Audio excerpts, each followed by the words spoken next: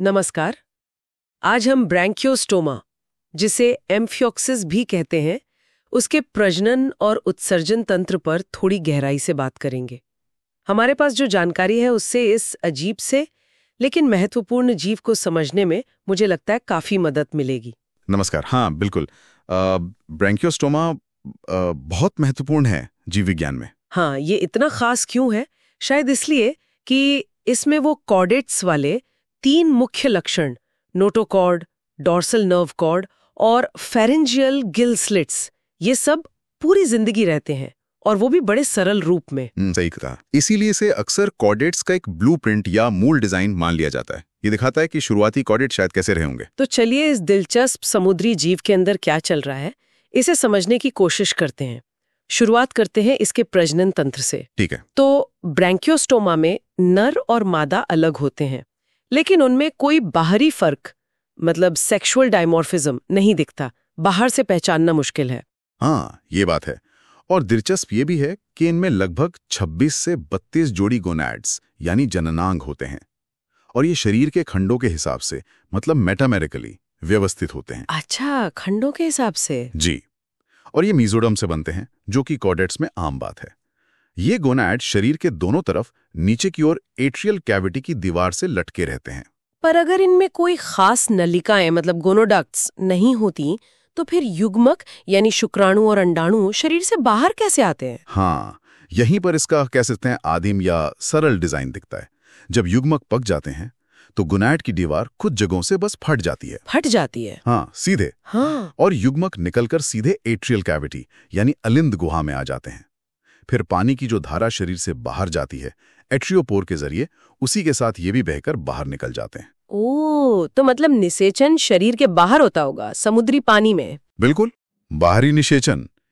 ये एक बहुत ही सीधी साधी प्रजनन रणनीति है। और इनके अंडाणु भी माइक्रोलिसिथिल होते हैं, यानी उनमें पोषण या जर्दी बहुत कम होती है। काफी सरल व्यवस्था है। अच्छा, अब आते हैं उत्सर्जन तंत्र पर, और मैंने सुना है कि यहाँ चीजें वाकई काफी अनोखी हैं। हाँ, उत्सर्जन तंत्र तो इसका बहुत ही अलग है। देखिए, इनके जो मुख्य उत्सर्जी अंग हैं प्रोटोनेफ्रिडिया, वो एक्टोडर्मल कोशिकाओं से बनते हैं। एक्टोडर्म से? मेसोडर्म से नहीं, जैसे हमारी किडनी बनती नहीं, है? मेसोडर्म से नहीं, एक्टोडर्म से। ये कशेरुकी जीवों की किडनी से एकदम अलग है। ये प्रोटोनेफ्रिडिया संरचना और काम करने के तरीके में आप कह सकते हैं अकशेरुकी जीवों जैसे हैं, जैसे फ्लैटवर्म या कुछ एनालिड्स वगैरह में होते हैं। अच्छा, तो ये अकशेरुकी जीवों जैसे हैं। हाँ, काफी हद तक। इनमें वो खास ज्वाला कोशिकाएं, जिन्हें सोलेनोसाइट्स कहते हैं, वो होती हैं।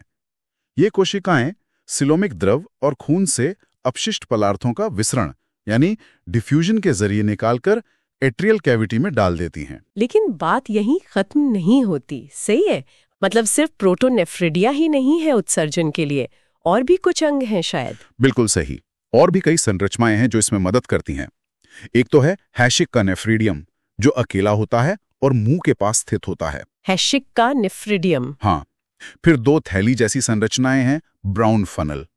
इनका काम पूरी तरह से साफ नहीं है, पर माना जाता है कि ये भी उत्सर्जन या शायद संवेदन में भूमिका निभाते होंगे। ब्राउन फनल, ठीक है। और इनके अलावा एट्रियल कैविटी की सतह पर छोटे छोटे उभार होते हैं, वृक्क पैपिला, रीनल पैपिले।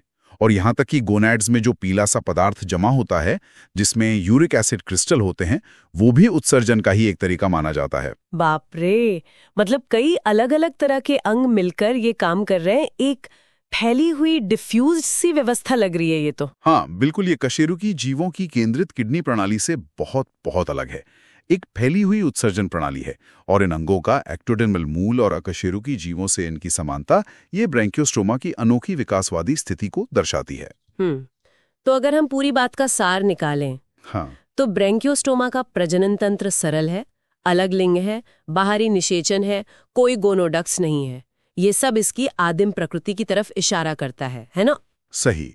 और दूसरी तरफ इसका उत्सर्जन तंत्र एकदम अनोखा है। एक्टोडर्म से बने प्रोटोनेफ्रिडिया हैं, और साथ में कई दूसरी विविध संरचनाएं भी उत्सर्जन में मदद कर रही हैं। ये इसे बाकी कॉर्डेट से अलग करता है और कुछ हद तक अकशेरुकी जीवों से जोड़ता है। तो ये एक्टोडर्म और मेसोडर्म से बने अंगों का एक मोज़ेक जैसा दिखाता है। हाँ, एक तरह का मिश्रण है। ये शायद दिखाता है कि कॉर्डेट विकास की शुरुआत में शारीरिक प्रणालियों को लेकर कितनी जटिलता और विविधता रही होगी, कितना प्रयोग चल रहा होगा। तो ब्रैंकियोस्टोमा वाकई अकशेरुकी और कशेरुकी जीवों के बीच की एक महत्वपूर्ण कड़ी जैसा महसूस होता है, जिसमें दोनों दुनिया की झलक मिलती है। निश्चित रूप से। और इसका अध्ययन हमें ये समझने में मदद करता है कि कॉर्डेट बॉडी प्लान कैसे विकसित हुआ होगा। यहाँ एक सोचने वाली बात यह है, और शायद हमारे श्रोताओं के लिए भी, हाँ। अगर ब्रैंकियोस्टोमा का उत्सर्जन तंत्र इतना अलग है, इतना अकशेरुकी जैसा है, तो ये कॉर्डेट्स के विकास के शुरुआती दौर में शारीरिक प्रणालियों के विविधता और प्रयोग करने की प्रकृति के बारे में क्या संकेत देता है? क्या ये बताता है कि उस समय शरीर रचना को लेकर आज से कहीं ज्यादा लचीलापन और प्रयोग की गुंजाइश थी? ये वाकई एक दिलचस्प सवाल है। सोचने पर मजबूर करता है कि विकास हमेशा एक सीधी रेखा में नहीं चलता। खैर, आज की इस चर्चा के लिए बहुत बहुत धन्यवाद। धन्यवाद।